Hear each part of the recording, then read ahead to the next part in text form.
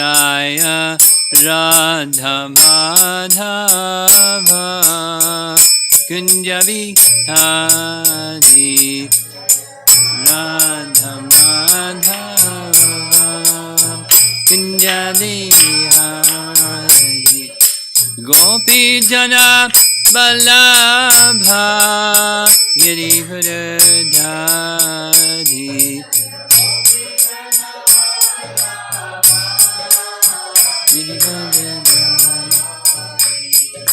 Gopi Jana Vallabha Girivardhari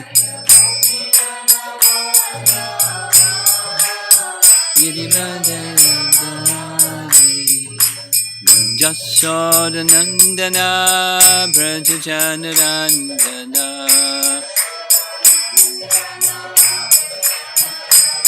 Jasodanandana Brajajanarandana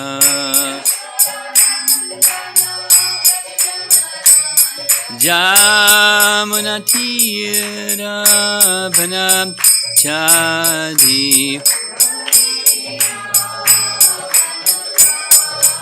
Jamunatira Vanachadi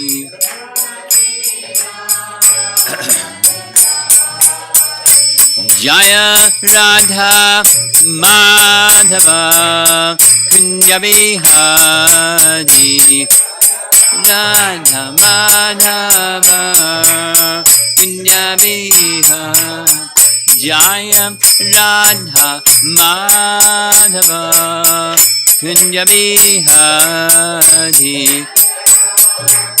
Madhava Kunja Bihari Gopi Jana Vallabha Girivardhari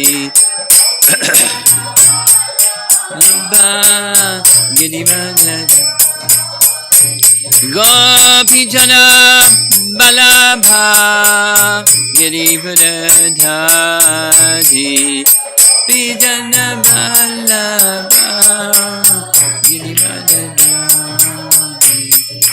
Jasodanandana Brajajanarandana Jasodanandana Brajajanarandana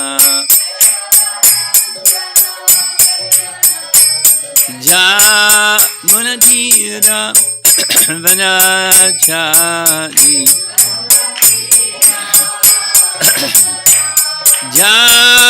Jamunatira Vanachadi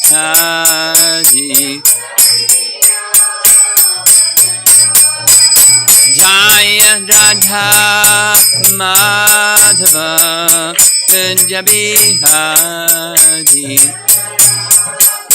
Madhava Kunja Bihari Jaya Radha Madhava Kunja Bihari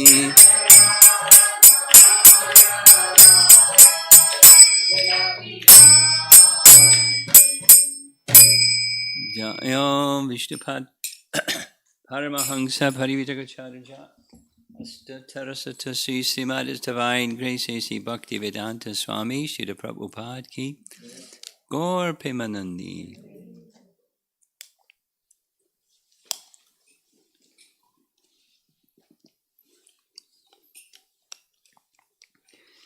Continuing with our personalities from Ramayana discussion. And this is Ladies' Night.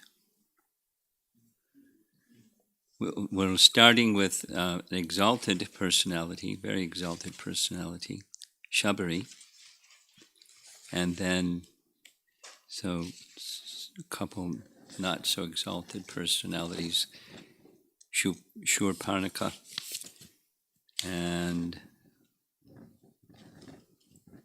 Mantara. We'll start with Shabari. There are different Ramayanas, and Valmiki Ramayana is standard and there are others that are revered in different places. So there are two very different renderings of the life of Shabari. We'll start with the Valmiki Ramayana version.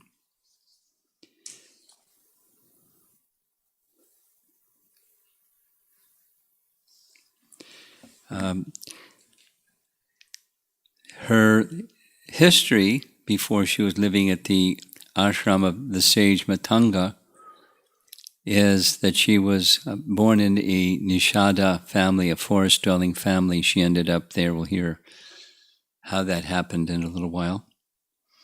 The sage Matanga had an ashram by the side of Lake Pampa. We visited this area when we went to Hampi. And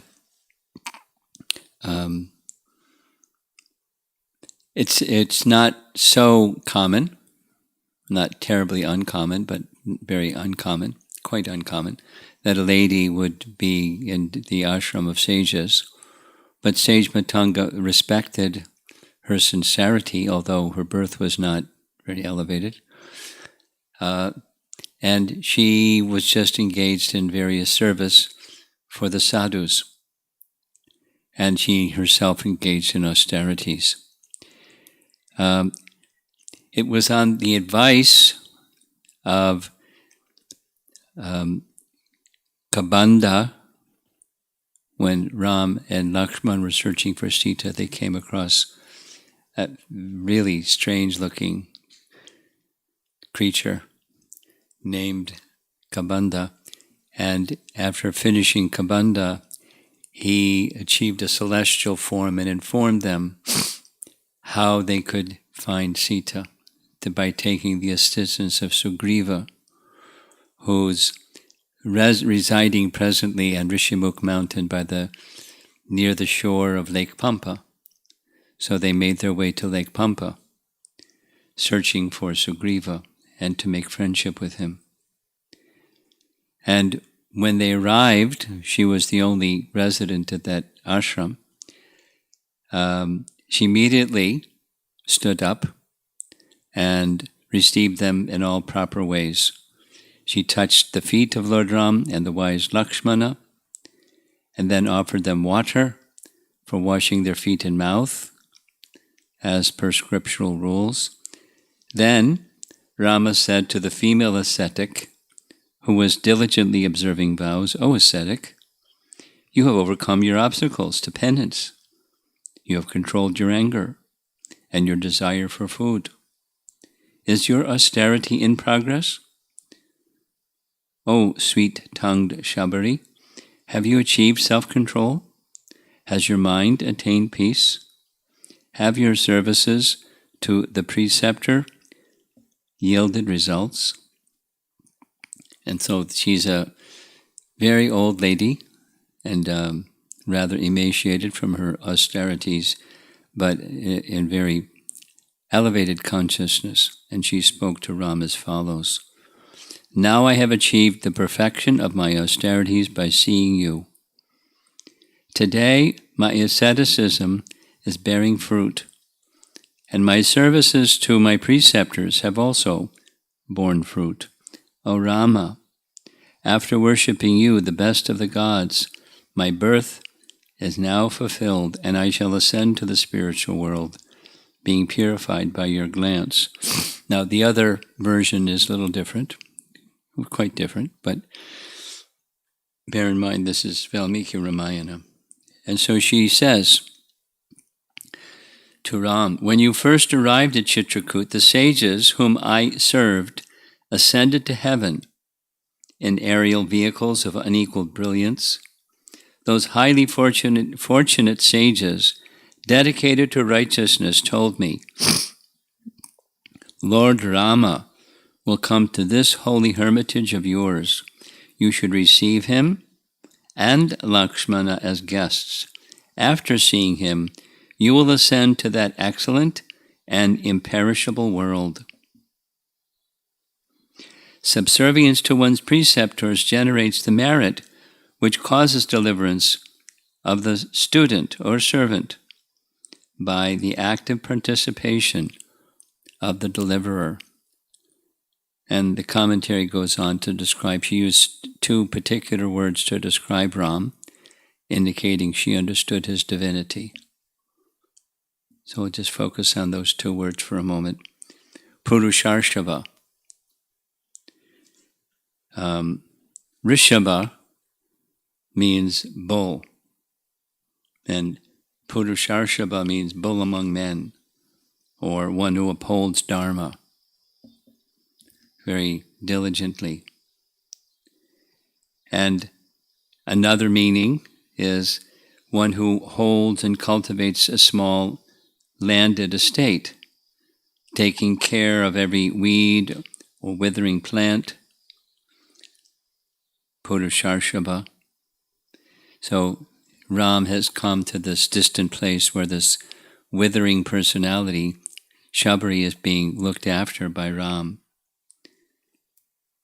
And he will not allow her to perish. Purusharshava. And Purusha Vyagra. Vyagra means tiger, tiger amongst men. The man or the lion. And the commentary says, if a lion sets out, he will not take a back step until his pursuit is fulfilled. Shabari, knowing about Rama from her guru, is now seeing him personally, and as she's seeing him, some divine wisdom is awakening within her, and she was able to foresee what he, Ram, this lion of a man, is going to achieve. So Ram started to ask a little bit about herself, about the ashram, and about the preceptors that she's so dedicated to. So Shabari started taking them around the ashram of sage Matanga. She showed them where they did their fire sacrifices. They had an area where there's an altar. And she explained as they got older and older, they were unable to perform their rituals properly. So by their mystic power, they brought forth the 7 seas by meditation so they could do their rituals nicely. Then she showed them the trees where they would hang their clothing, tree bark clothing, and after bathing they would hang their clothes there, and she indicated they're still wet. Over here is where the garlands that they would offer to the Lord, and the garlands were still fresh, they hadn't wilted. So it's kind of like a mystical place. There's reference, not in Valmiki Ramayana, but in Padma Purana, something that's very celebrated about the Shabari pastime, is when some of the fruits were sweet and some of them were not sweet. So before she would prepare to offer them, she would taste them. Padma Purana speaks. And that's a no-no. You don't offer something to the personality of Godhead that you've already tasted. But she was on another platform of bhakti. She tasted first. Shabari then requested Ram's permission to leave her body and reach the abode of her preceptors. Now, a little contradiction, because it says the preceptors went to a celestial place and she's going to go to a transcendental place. But in any case, being completely pleased, Ram bestowed his mercy upon her by saying, "You have pleased me with devotion. You can go wherever you wish." So Shabari, with her old, emaciated body, built a fire. The fire was lit, and with Ram's permission, she entered into the fire, and according to Valmiki Ramayana, she ascended to the spiritual world, her body glowing like fire, her spiritual body. Thus Ram was very pleased to see the ascetic sage going back to Godhead. Rama was thinking his seeing such a pious soul as Shabari will definitely yield good results from now on, because he was meeting misfortune after misfortune. But he was thinking, by meeting her, now my fortunes will change. And Lakshman was thinking, may I become like her. This lady has served her teachers with such devotion, by which she is going to the spiritual realm as she desired. I am serving my brother, my teacher, God, and my everything, namely Ram, by which I may attain an iota of Shabari's merit. So our devotee commentators speak that Rupa Goswami's teachings from Nectar of Instruction, those 6 things that are favorable to bhakti, she exemplifies them. Who in the room, without blurting out the answer, who in the room knows what those 6 things are that are favorable for bhakti? Nectar of Instruction. You think you know? You know, or you think you know? Okay. Utsahan, Dairyat, that's okay, those are 3. Tat tat karma pavartanat. Next one. Sangha tyagat satovrate. Shadbir bhakti prasidyati. So let's see if the assembled Vaishnavas can consider in what way was she utsahan.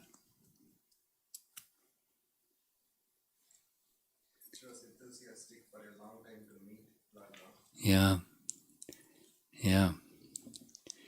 Long time. Uncertain long time, but she was very enthusiastic.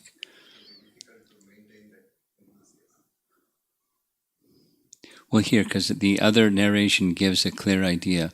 She just went on every day. I mean, it's like doing deity worship.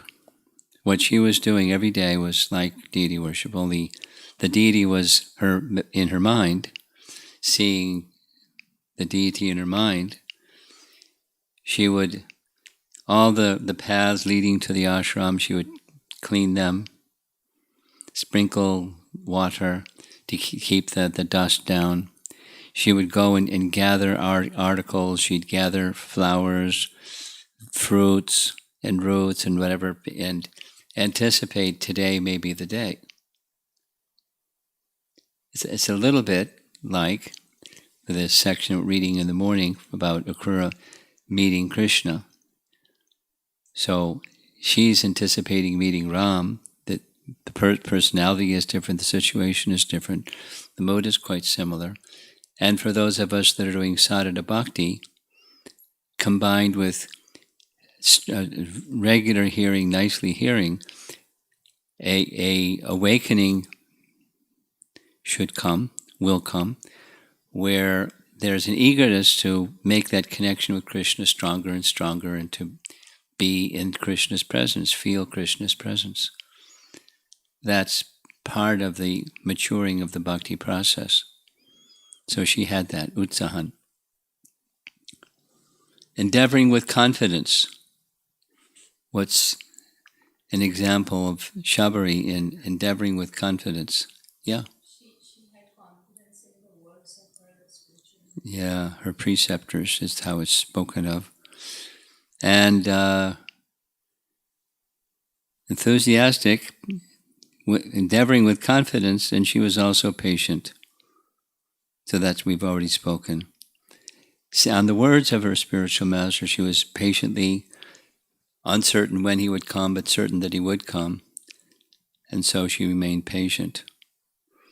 And acting according to the regulative principles.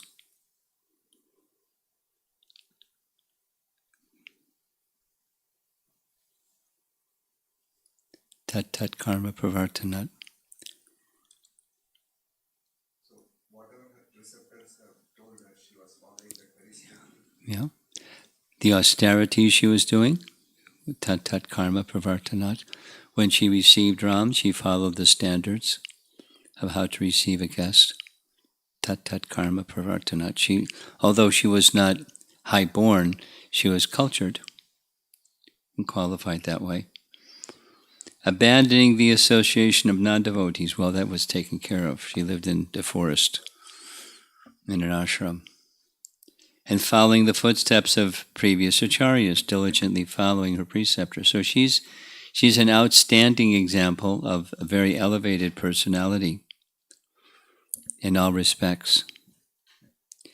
So here's another Ramayana version, and it's very interesting. Shabari grew up in a Nishada family, and it was the day before her marriage when her father, having brought thousands of goats and sheep to be sacrificed for her wedding, with compassion and sadness in her heart, not being able to bear to see the slaughter of those animals, the young woman ran away into the forest and stayed there. She went to many rishis and asked them to accept her as their disciple and teach her true knowledge. But all the rishis rejected her, considering her unworthy to become their disciple because of her being of lower caste. But she didn't become deterred. She continued. She finally came to the ashram of the sage Matanga, who immediately accepted her.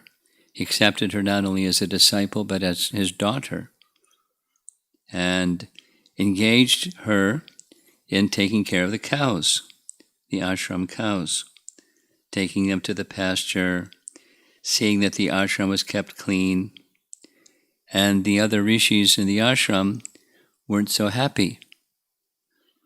They were, to themselves at least, complaining. Why has he accepted her? She's unqualified. They were criticizing him for having accepted her. And then one day, when the sage Matanga knew that he was going to depart this world, he called her and instructed her, "My daughter, I'm going to leave this body. Is there anything that I can give to you?" And the one thing she asked was, "Take me with you. And I want to serve you wherever you're going." And he gave her a different instruction. "One day, Lord Ram is going to come to this ashram. I want that you stay here and welcome him when he comes. Remain here until then, and after that you can come." So she remained. And after some time, all the other disciples also left this world, but she remained waiting for the day when Lord Ram would come. Every day, after cleaning the ashram, she would go to the forest to collect berries to serve Lord Ram in case he would come that day. Every day, Shabari would do this, day after day, year after year, never knowing when Lord Ram would come, yet maintaining full faith that he would come because her beloved guru, Matanga Rishi, had told her that he would. Near the ashram was a beautiful lake where Shabari would go daily to collect water. Even when she was very old, she continued this service, which she had always done, with her clay pot to collect water. One day there was an old rishi sitting by the side of the lake, reciting mantras. When he saw Shabari, he became disgusted that she was taking water from the lake, thinking, "Oh no, now this low Nishada woman has made the water impure. How can we use it now?" And in disgust and anger, he picked up a stone and threw it at her. The stone hit Shabari's leg, and blood came, some of her blood falling into the lake. Within seconds, all the water in the lake turned into blood. It's a different version. The rishi started shouting loudly, "Look! This outcast blood has turned the whole lake into blood. What should we do now? Shabari went to her ashram with a filled water pot, her leg badly hurt, crying with the pain. Now, the rishis had no water to drink or to use for their pujas. There are still some rishis around, apparently. They chanted purification mantras, performed yagyas, even brought water from Ganga and Jamuna to try to purify the lake, but to no avail. One of the rishis suggested, Lord Ram is in this forest. Let's go to him and ask his help to turn this lake of blood into water again. Upon their request, Lord Ram came to the lake of blood. With the rishis all standing around him, the Lord asked, how can I serve you? The rishis asked, Lord, please place your feet into this lake to purify it so the blood will become water.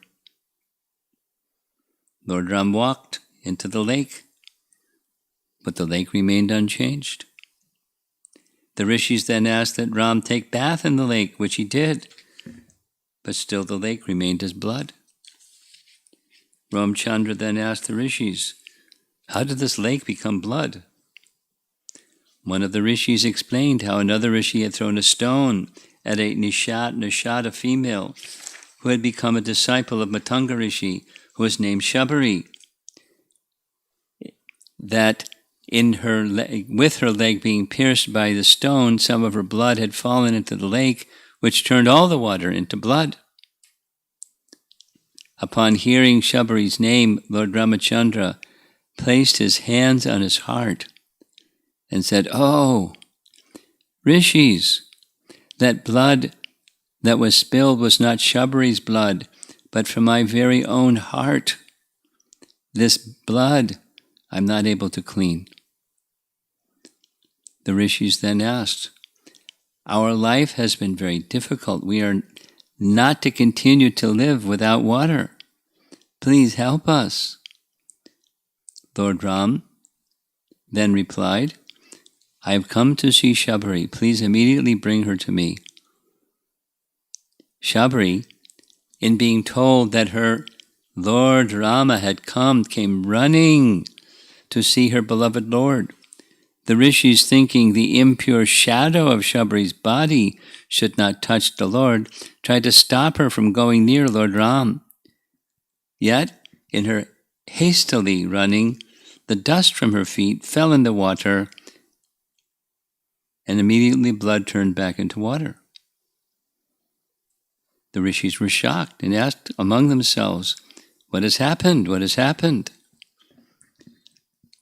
Lord Ram then explained, don't you see that the dust from Shabari's feet has purified the lake? I placed my feet into the lake and bathed in it, but nothing changed. The dust from the feet of my pure devotee has purified this lake. Shabari prayed to Lord Ramachandra, my Lord, please come to sage Matanga's ashram. I have been waiting for you. I have decorated it with flowers for you, and have brought sweet berries for you. I beg, my Lord, that you please come. Ram and Lakshman followed her to her dwelling, where Shabari brought them sweet berries in a bowl made of leaves. Ram was pleased with the faith which Shabari had in her guru, Matanga Rishi. Recognizing the loving service Shabari had rendered due to her love and faith in him, Lord Ram. Shabari explained, my Lord, sometimes the berries in this forest are sweet, but some are sour, so I have selected only the sweet berries for you. This I have done by tasting every berry to make sure I have only brought the sweetest berries for you, my Lord. Please accept these berries. Lord Ram, looking at his beloved devotee Shabari, went to take a berry. But Lakshman stopped him, saying, my dear brother, these berries have already been tasted. You cannot eat these. Lord Ram took a berry, ate it, and said to Lakshman, "My dear brother, Lakshman, these berries are so very sweet. I've never tasted berries as sweet as the berries Shabari has given me. When one offers something to me in love, I accept it with great joy." Sounds like one of the stories in Jagannath Puri where a lady was making a certain preparation in a not clean state. Anyway, Ram, touched by her love, and seeing the tree from which Shabari had used the leaves to make the bowls, blessed the tree that its leaves would naturally grow to become like bowls. Ram then asked his devotee, "Ask me for anything that you wish. I'm pleased by your devotion." Shabari prayed only that she be able to obtain pure devotion to her beloved Lord Ram. She received his blessings. Upon leaving her body, she attained the eternal abode of her beloved Lord Ram. So that's a different version. I'm not used to hearing that one, but I'm used to hearing that she was born in a Nishada family and so forth. And this marriage situation and the animals that were being brought for slaughter for her wedding, she was repulsed by it and just left. She never got married. And so devoted. So the steadfastness with which she carried out instructions given to her, with all faith in the instructions, anticipating meeting Ram. I mean, any one of us could, our life situation is certainly different, but the principle can easily apply with faith, carrying forward with the practices given to us, that surely in course of time the Lord will see that devotion and will reciprocate according to His plan and His desire. So it's very inspiring. She's one of my heroes in Ramayana. Simple woman, exalted soul. Now, next, quite contrasting, is Suparnakha. Something that I noted, and every time I speak about this situation, I bring it up because I find it meaningful. In Valmiki Ramayana, in two places, he uses the word yadrichchaya, which is translated by our acharyas as somehow or other. There isn't an apparent cause, so when there isn't an apparent cause, it's yadrichchaya, somehow or other. By chance, sometimes it's spoken like that. But so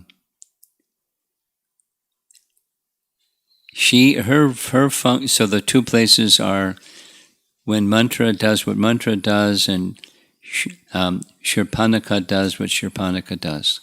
That is, they seemingly go against Ram, and it brings a whole change in the Leela, and it means that Ram inspired. So Ram inspired Suparnakha to do what she did. A very whole game-changing, sequence-changing function. One was to go see the sages. The other was to kill the Rakshasas. Pritranaya sadhanam vinushaya chaduskritam. And they had that role. Her name, Shurpa. Now, I don't know anything about winnowing baskets, but it's a name for a winnowing basket.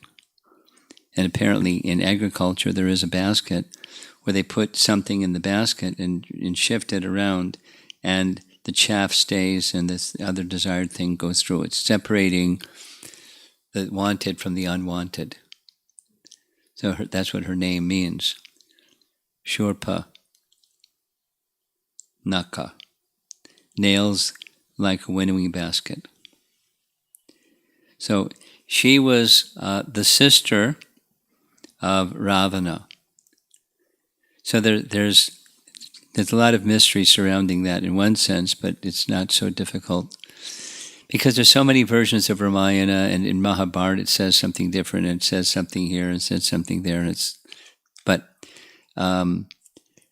the mother of Ravana is the same mother of Ravana, Kumbhakarna, Vibhishana, and Shurpanakha. So there's 4. But in that family, there's others that are relatives of his mother, and then they had children, so they're actually cousins. Like Karan Dushan are said to be brothers, but they're cousins, cousin brothers. So in one sense they're brothers, in another sense they're not. And I was always like, until I understood that way of speaking, I was always like puzzled why Prabhupada would say again and again that Arjuna was disturbed at having to kill his brothers. He wasn't having to kill his brothers, it was cousins. Right? But that's why. Because in close relationships, although they're cousins, they're like brothers. Anyway, Kara and Dushan are in that category, and there's others, without going through the list. So she was directly Ravana's younger sister, and after Ravana was married, we heard this one already, how Ravana was married. He made arrangements for Kumbhakarna, Vibhishan, and for Shurpanakha. And the person who was to marry Shurpanakha, he made the arrangement because he was the elder brother, was the son of a Danava king. Danava means the descendants of Diti, and they're in that category, Asura category. So his name was Vidyuj Jiva. He didn't last too long because Ravana killed him after making the marriage arrangement. So she was settled in a marriage. And one time when Ravana was traveling around in his Pushpaka Vimana and conquering everybody, left, right, and sideways, one of the places he went was to the Danava kingdom. The king, who her husband was the son of, his name was Kalaka. And so one time he was in the Kalakeya region and was fighting and shooting arrows and killing people. And one of the persons he killed was Shurpanakha's husband, who he had made the marriage arrangement with. And so when he came back with his Pushpaka Vimana to visit in Lanka, he was greeted by his sister, who was wailing and crying and berating him. And, well, at least he said he's sorry. Gosh, I'm really sorry. I killed your husband. It was in the heat of battle, and I was firing arrows, and I didn't really see who was who. And sorry, Charlie. But you can go stay with our cousin brothers, Karan Dushan and Janastan. And they have really nice setup there, 14,000 soldiers, many mighty generals. They live in, with Rakshasa opulence, and everything will be nice. You can go there. You'll be protected. So she held it against him. She didn't just like, oh, okay, accept your apology. She held it against him, and it comes out later.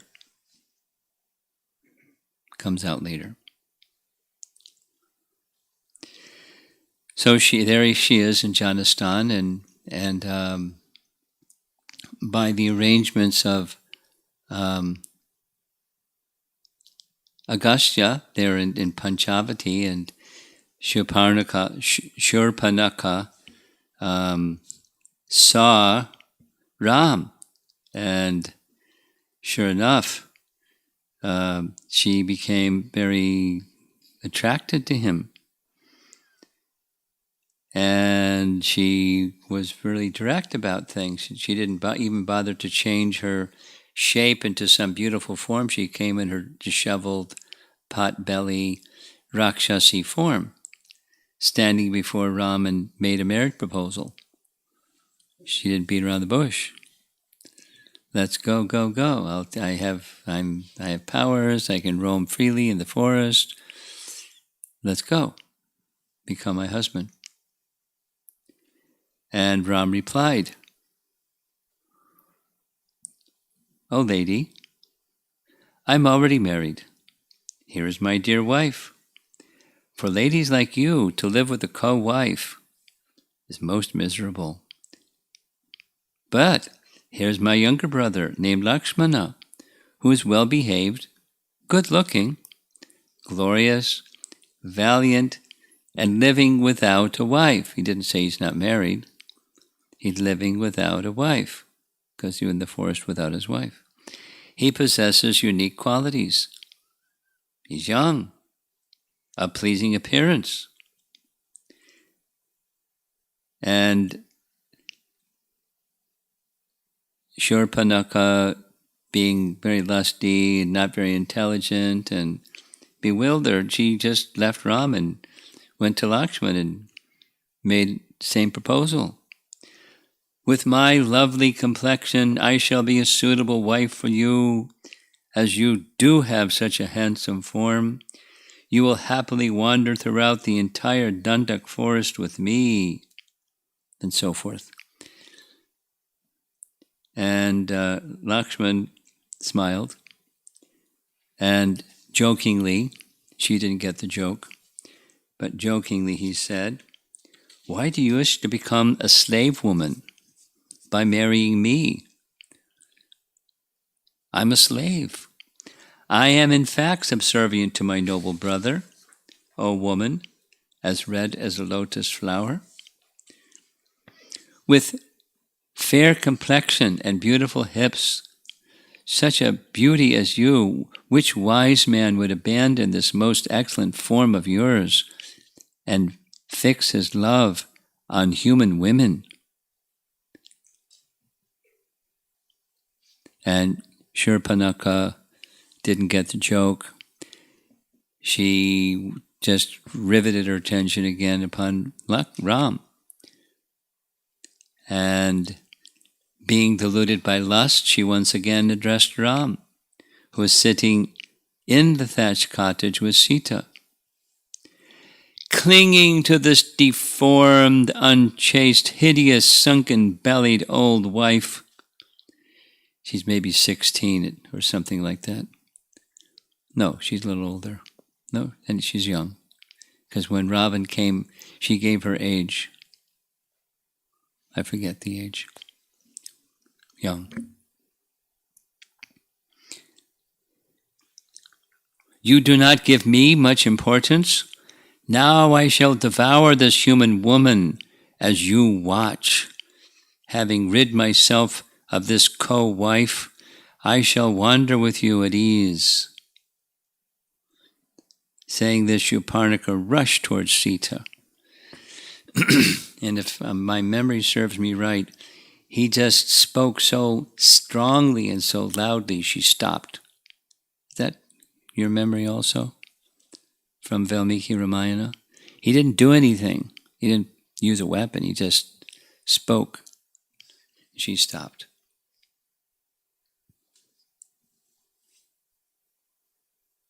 Ram became very angry and said to Lakshman, "You should never joke with cruel and ignoble people, O son of Sumitra. Just see how Sita has barely survived. O tiger among men, you should disfigure this repulsive, impious, wanton, and big-bellied demoness." As instructed, the angry Lakshman drew his sword and cut off her ears and nose right in front of Ram. Having her ears and nose severed, and bellowing tumultuously, the horrible Shurpanakha rushed into the forest on the same path by which she had come, and she went and wailed and did her thing with Karandushan. They sent 14 powerful generals. Ram finished them all in a jiffy. And when that happened, then Kara was enraged. 14,000 soldiers came charging. And in that battle, they were all killed, including Kara himself, except one escaped. Who was the one that escaped? Starts with Akampana. Akampana was the brother of Ravana's mother, so he's Ravana's uncle.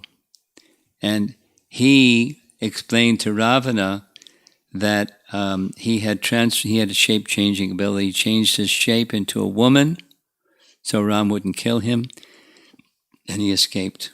And he went back to Lanka and gave a full report. And Ravana was astonished, and how did this happen? He described the whole thing. How powerful was the power of Ram? And then he said, I don't think you should go take revenge because he's so powerful, but I have another suggestion. What's that?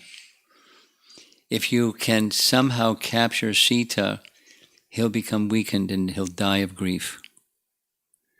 Ravana liked the idea.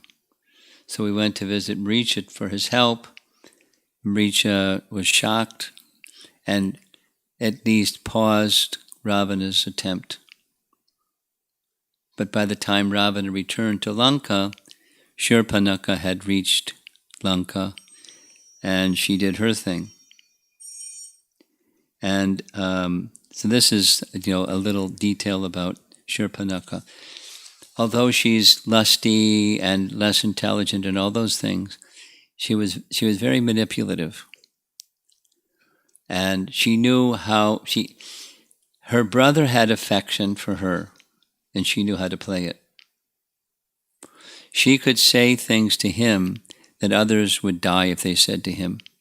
But because he had affection for her, she could say. So she took the liberty, and she started speaking very, very harshly to him, saying, basically, you're a wimp. You're not a leader. You're a useless personality. You can't even have proper spies. You need my intelligence to tell you what's happening right in your own kingdom. Although Akampana had already told him.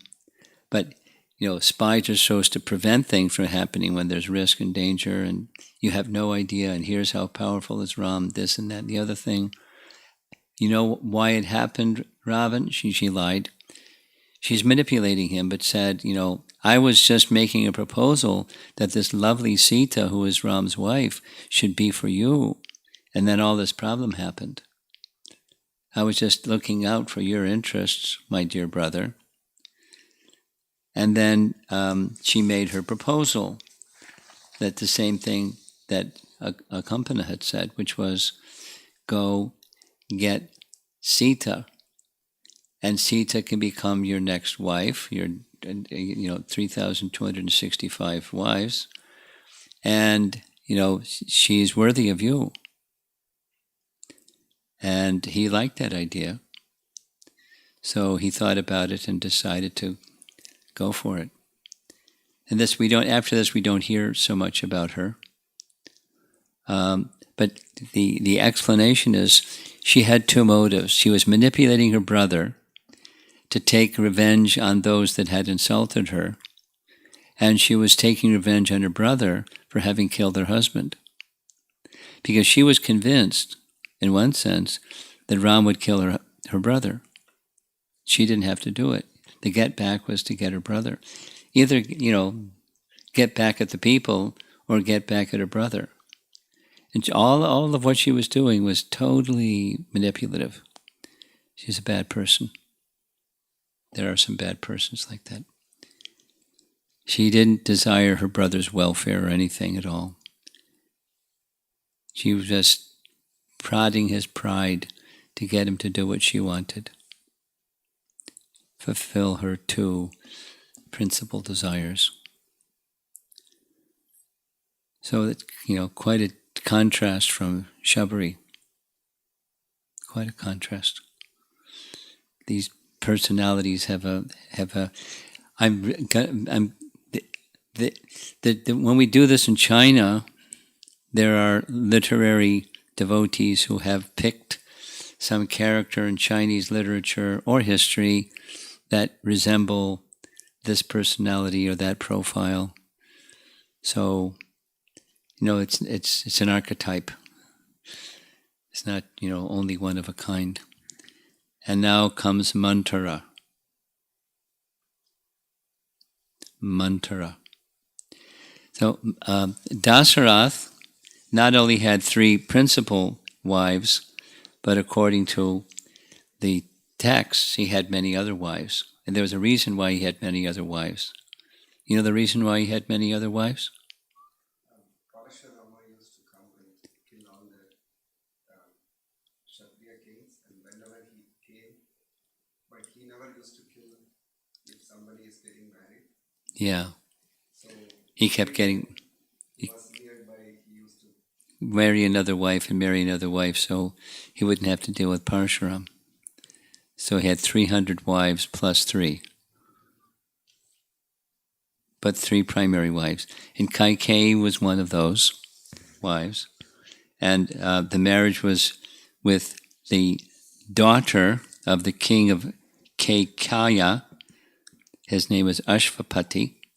And when the marriage took place, Ashvapati made an arrangement that Mantara would join Kaikeyi along with the marriage.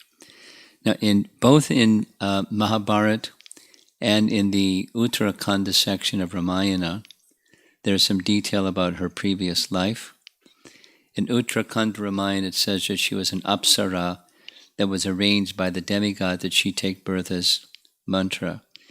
And in Mahabharata, Vanaparvat says, Lord Brahma specifically, when he was making arrangements for the devas to produce children to assist Ram, he specifically requested one heavenly damsel. In Valmiki Ramayana, it's an Apsara, but her name is given in Mahabharata Dundubi, and he instructed her to be born on earth and to assist in the plan for the killing of Ravan. So that's what she did. To go rescue this, to give association to the sages. In Agni Purana, it is said that when Ram was a child, he innocently made a little prank, and Mantra was on the other side of the prank, and she resented it, and she held a grudge against Ram for all that time.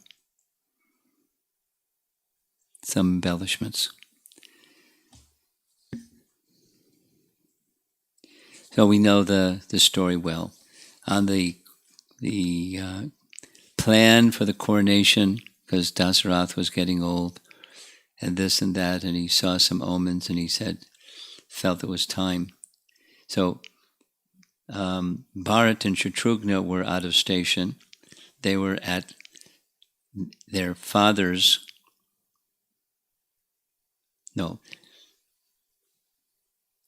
their mother's father's home, their maternal grandfather's home and his kingdom. So while they were away, coronation was being planned, and Mantra goes up on the rooftop, and she sees all these activities, and she's curious what's going on, and she asks one of the innocent assistants in the palace, and she joyfully says, "Oh, tomorrow, the coronation of Ram, as Prince Regent, is going to take place." So she became furious. She saw this as some diabolical plan of Dasarath. That because her heart was crooked, that's how she saw other people, as being crooked. That happens when people are crooked. And so she went right straight away to Kaikeyi, and she said the things that she said to Kaikeyi.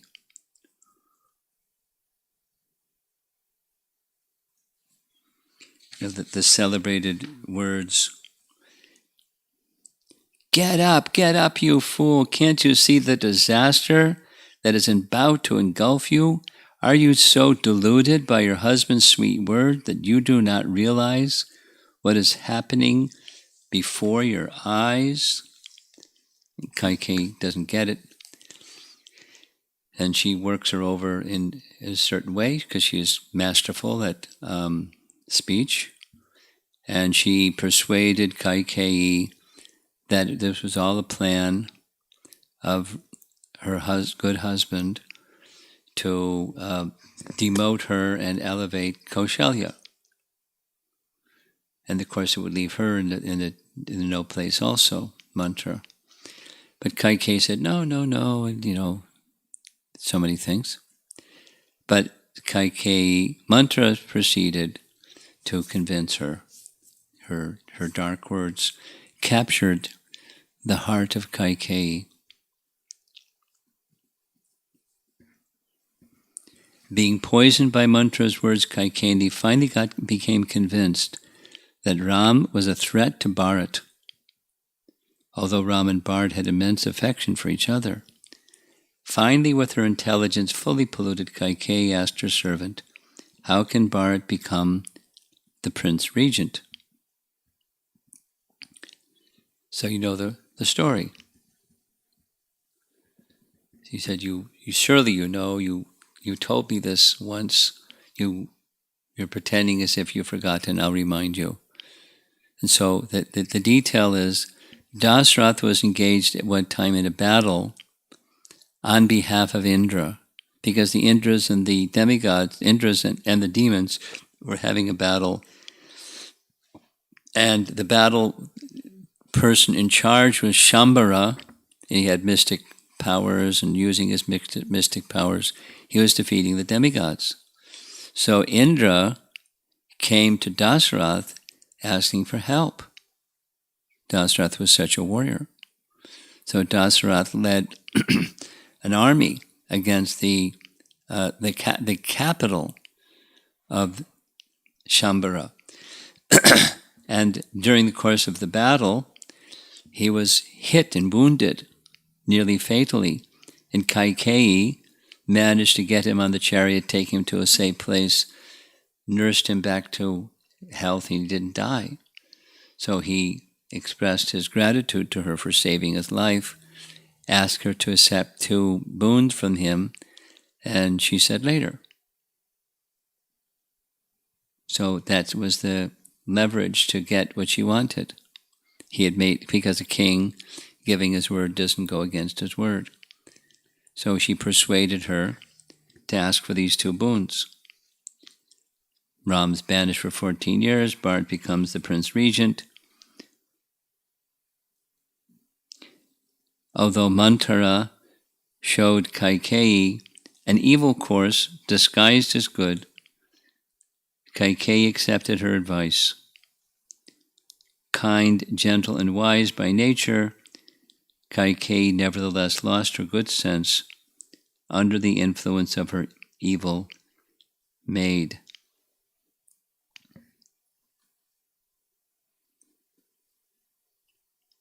Again, it's part of the plan of the personality of Godhead to fulfill certain functions in his Leela.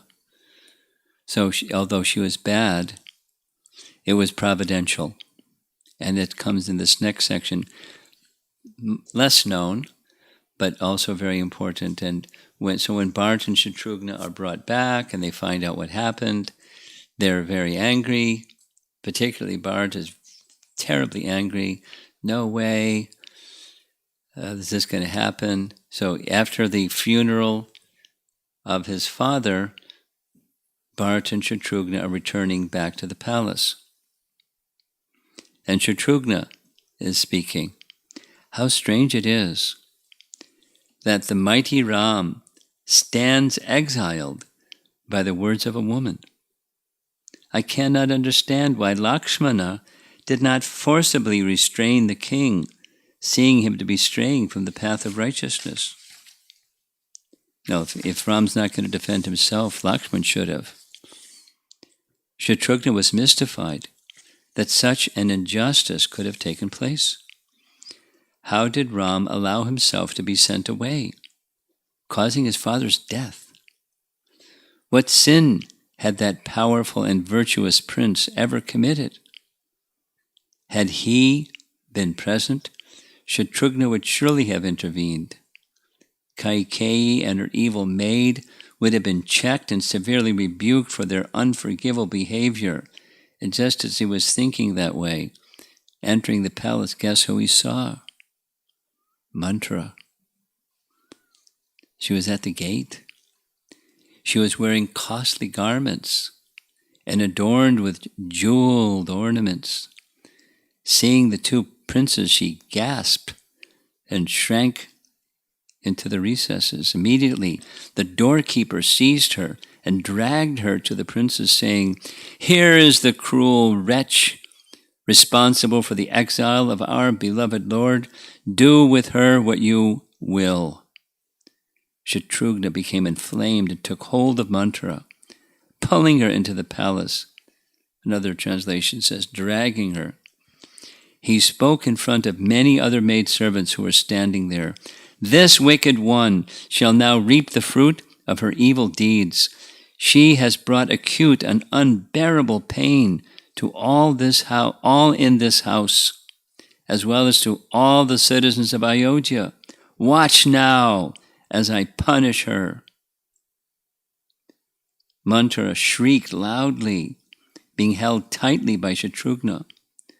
All her female companions ran away in different directions, fearing that the enraged Shatrughna would also turn on them. The prince dragged Mantra violently across the floor, and her ornaments broke and scattered on the blue marble floor like so many stars in the sky. Kaikeyi heard her servant screaming and came quickly to help her. Seeing her, Shatrughna began rebuking her with harsh words. Kaikeyi was so pained by Shatrughna's sharp words and ran to Bharata for protection. Bharata moved away from his mother and spoke to the furious Shatrughna. "Even while sinful, women should never be slain. You should therefore forgive this maidservant.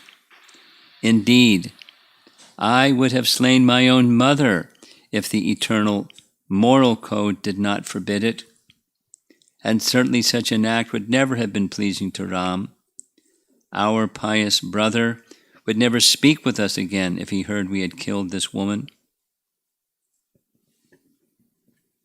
Hearing Bharata's admonition, Shatrughna released Mantra, and she fell almost conscious onto the floor. Kaikeyi raised her up, and she wailed piteously, her clothes and hair in disarray. Kaikeyi looked fearfully at Shatrughna and gently calmed her servant. Although Mantra had brought about a terrible calamity in Kaikeyi's life, the queen felt no anger toward her. Her son's severe reaction had made Kaikeyi thoughtful. She remembered her husband's words when he asked for the boons. He had been right. She had always loved Ram like her own son. What had possessed her so that she had desired his exile? She considered it to be the work of all-powerful providence. Mantra could not be blamed. She was only an instrument in the hands of destiny. Thinking of Ram and feeling she had done him a great injustice, Kaikeyi watched in silence as Bharata and Shatrughna left. So the emphasis here is her wickedness, etc., isn't justified, because it was the will of providence does mean, oh, that's the will of providence. But she's not to be blamed and not to be punished and to be forgiven. And over again, that is repeated by Ram to Lakshmana and others. Noble people can live like that, think like that, and behave like that, and ignoble people aren't governed by such higher sentiments and thoughts. The anger is not misplaced, but what do you do when there's unjust conduct? And so it's not like in all circumstances you just roll with it, but in some circumstances you just roll with it. Some higher plan, some higher purpose. Now, it doesn't mean so. There's not a cookie cutter answer to in all circumstances. Just shrug your shoulders and move on. But in this particular case, at least, some providential arrangement. Who can say? Most people can't. But at least with Manthara, it was a providential arrangement, confirmed by the commentators and spoken here also, directly by Valmiki in his Ramayana. So there's 3 personalities, very contrasting roles and personality types. Shabari, Manthara, Kaikeyi. The other one? Yeah, Suparnakha. So let's see if there's some discussion. Ram Leela is very interesting and intriguing. Yeah. I don't know if this is going to come out right, but we'll try. Okay. So I guess my question is, like, when we read the scripture, you'll see characters like Good guys and Suparnakha. bad guys. Yeah, exactly. Exactly. Wow, you knew the question before I even asked. And it just, like, I guess leaves you wondering, like, I mean, obviously you're not going to fit into it anywhere, but it just leaves you, like, obviously you're not going to aspire to be Suparnakha, but it's like an unachievable goal to aspire to be like Shabari either. So It's it a leaves principle. The lifestyle that she led is not fit for us, but the principle. So she's like, a model of living according to that principle. So we're not going to model like that. But the principle is something to be inspired by. Could you explain that Sure. further? So there's sure. I can be even graphic with there's protection that comes from being faithful to those who are your well-wishers and instructors. There's safety, there's upliftment, there's well-being, there's ultimate and short-term and mid-term well-being. So supposing there's a young person, I'll just give you one example. Somewhere there was a young person that said they had some friends, and their friends started to go off into some dark thoughts. They were thinking about doing some drugs. And they kind of like slowly, and they were like involving this devotee girl. And it got to a certain point where it was the friends or the persons who were her spiritual well-wishers, and she couldn't violate her spiritual well-wishers. And so she said no. And she lost her friends. They weren't really friends.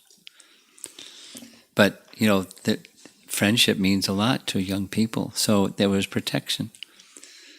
So that's a more modern picture than Shabari. But, there's protection in staying true to the advice and well-wishings. And, there's certain boundaries that one will not cross if that connection is real and meaningful. So protection from the negative and heading towards the positive, just by that potency, that power of that commitment to a relationship of an elevated person. It's going to look differently for different people. Thank you, Maharaj. Okay.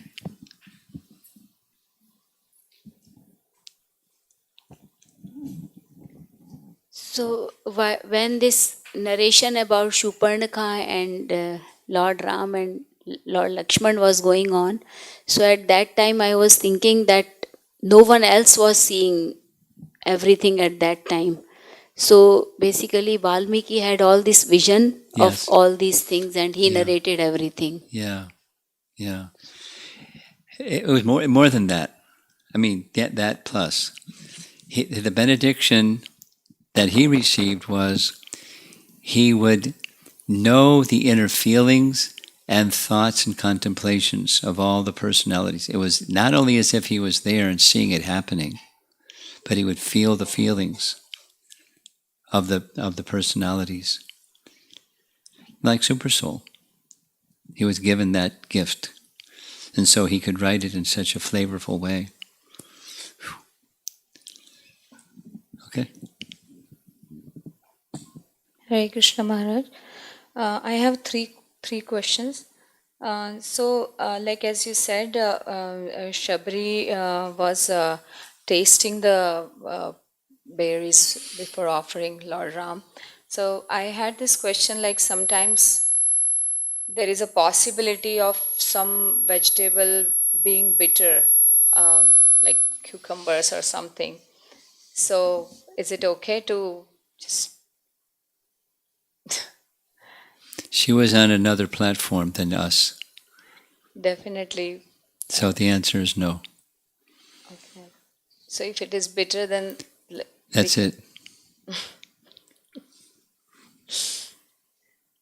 and then You'll learn from experience. And the Lord may be the I don't know, the guinea pig or the one who you're experimenting with. But you'll learn from experience. Then there's the other, if you're in doubt, you do without. yes. But in course of time, you'll learn this looks this and that looks that, and you learn by experience. So second is like when sages rejected her, Shabari, based on her caste. So how to understand this? Because in my understanding, I was thinking that Varnashram system, everything was in place at that Well, time. then not everybody is elevated the way they should be, right? Some people are bodily conscious and some people are not. Oh, at that time also. Yeah. Yeah. Sages were sometimes bodily conscious. So last question, Maharaj, that so Manthara and Keikei, they all were chosen for a particular purpose in the Leela. Yes. So is this like according to everyone's inclination or proclivity, Providence chooses them or something? Well, of course, he's selective about who he engages doing different things, including Keikei. She had a certain nature, and that nature was exercised. She had a stubborn nature. She had a non-worldly nature. She had a dependent nature, and it was all part of what made her do what she did, or made it easy for her to do what she did. It was a good fit. So how can I exercise caution for? I mean, definitely I'm not at that level where Lord will choose me for anything. Yeah, I don't think so. Don't worry about it. Thank you, ma'am. Okay.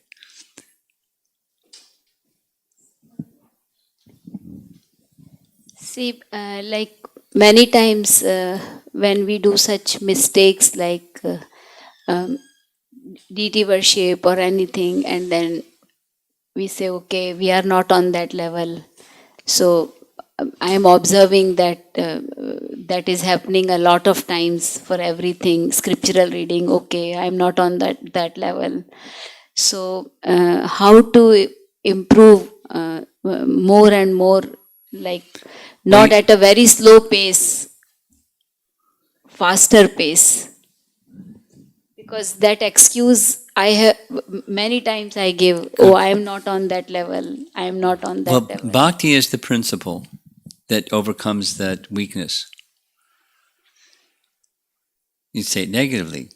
Without the bhakti principle, it'll just continue spinning wheels. It'll just continue, no traction, not progress. So the bhakti principle that brings progress is, what's the purpose? Because otherwise, we reach a certain level, and that's it. Kind of plateaus out, and that's it. And then then it's complacency, or kesara sara. That's me. That's my level.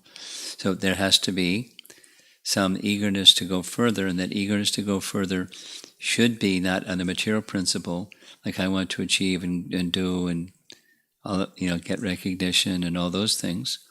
But it's actually the bhakti principle is make my connection with Krishna more real. It's exactly the point that we're discussing in the morning class.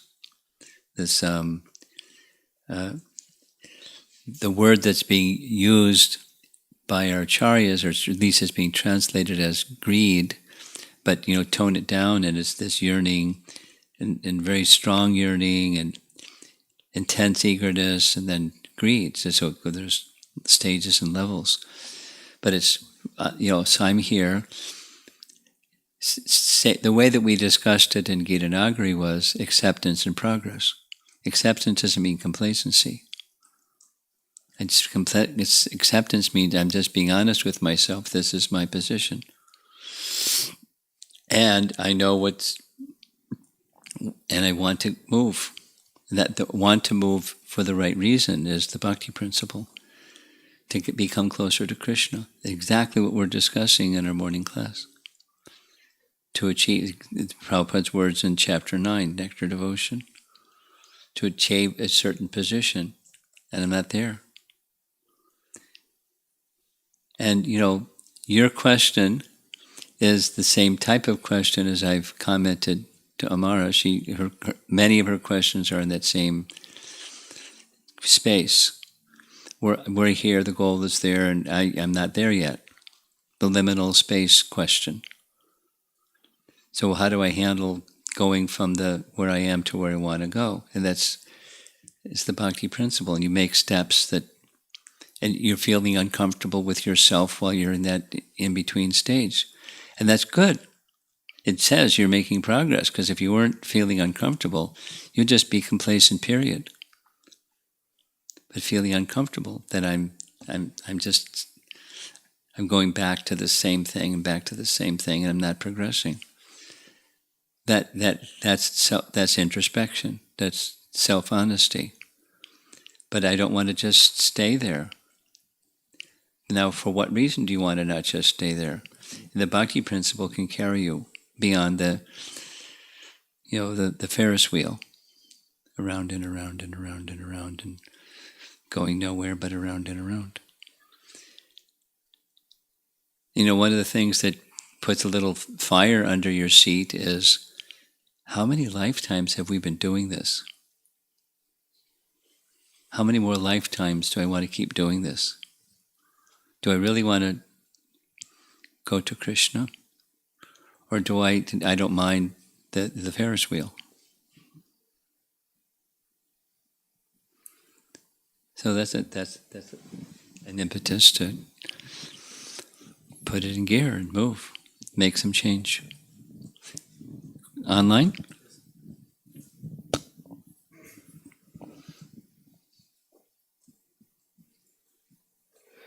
Question from Sanchari. Can you please elaborate on Dasharatha's relationship with Parashurama? Didn't give much. All it gives is what Vibhu Chaitanya said. Parashuram went traveling here and there to conquer kings. He was while as powerful a warrior as Dasarath was, he was no match for Parshuram. And he knew it. And so he did what he knew would work to get Parshuram to leave him alone. Marry another queen. But it doesn't say much about the relationship other than, caution. I think you answered the next question. This is from Varshana Mataji. If I've answered, then we don't need to repeat it. She had two-part question. One is why he didn't fight Parshuram. You answered that. Second is, also as a Kshatriya, Dasharatha can accept many wives, but accepting hundreds of wives for the sake of avoiding a conflict is puzzling. Could you address that? Well, which is better? Have a lot of wives or be dead? If you're a king and can handle it. Yeah, it is a little puzzling, but it's what he did. And going back to Krishna point, it's a two-part question. One is, with huge bag of sins and also still having a tendency to commit offenses. Could hold the microphone more directly because I can't hear. Okay. With a huge bag of sins and also still having a tendency to commit offenses, what should I do? One thing that will give me complete assurance of going back to Godhead in this lifetime. There's only one thing. Offenseless chanting. And you strive for it, even if you're not there.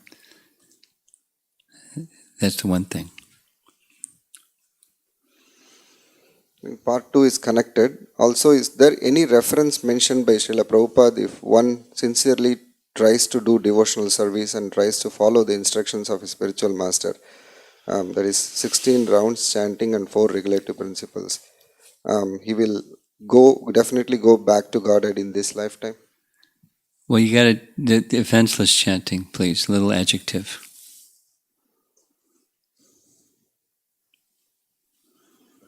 Okay. Yes. Hare Krishna Maharaj. I have 3 questions. First question is, we were looking at the mantra and we were looking at Suparnakha, and in one case we saw that Lord Sri Ram orders Lord Lakshman to cut off the nose and the ears. Well, disfigure, he says, yeah. Yeah. On the other hand, we see that mantra has been pardoned. And so my question is, it's very difficult for me to understand how that decision was made. Yeah. Well, Suparnakha was about to attack Sita and devour her.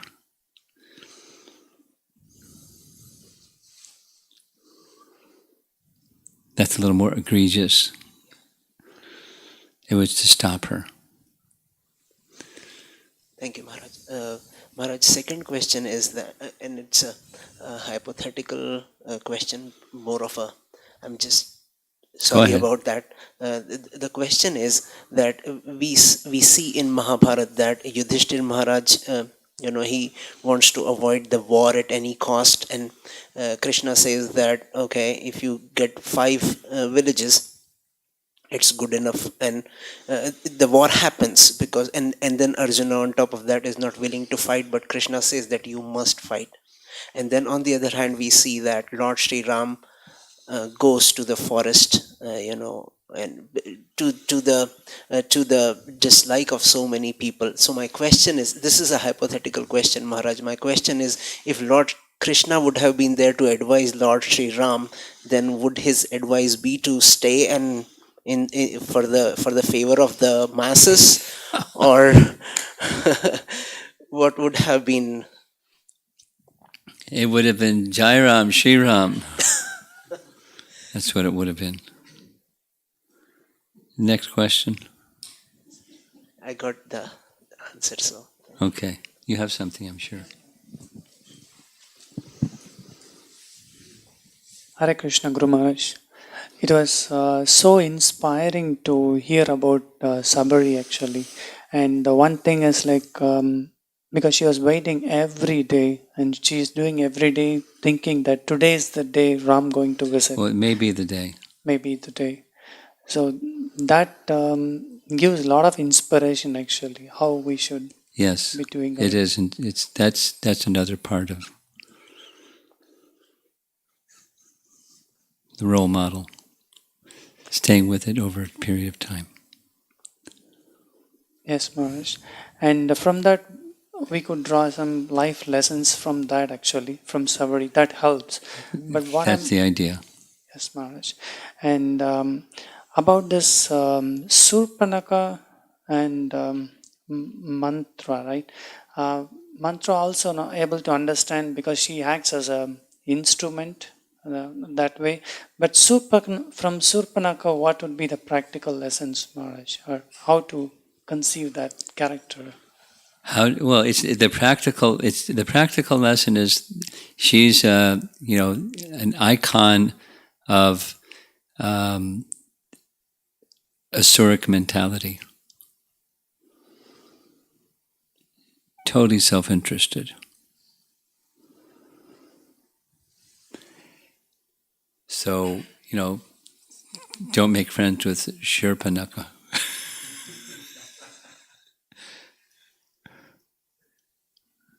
Maharaj, what? Yeah, I could take it as association matters. Yeah, that's right. Maharaj, this question from the yesterday lecture, like where I was hearing about Vali's in his deathbed, what you were speaking to Rama, right? It was so touching actually, all his arguments and everything.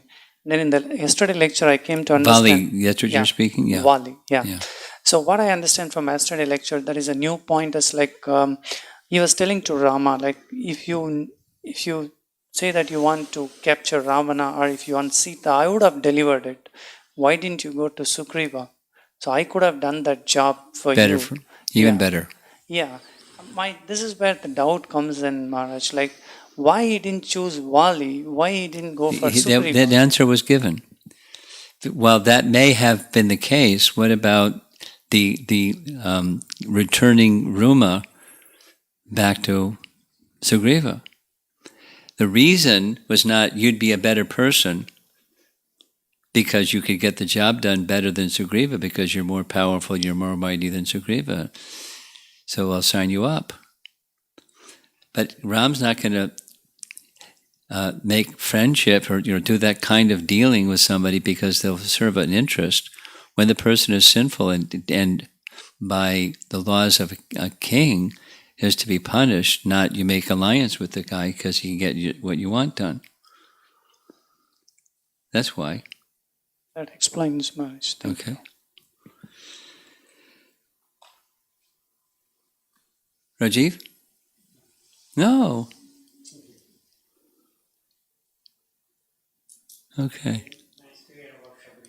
Uh-huh. One of your favorites, me too. She's special.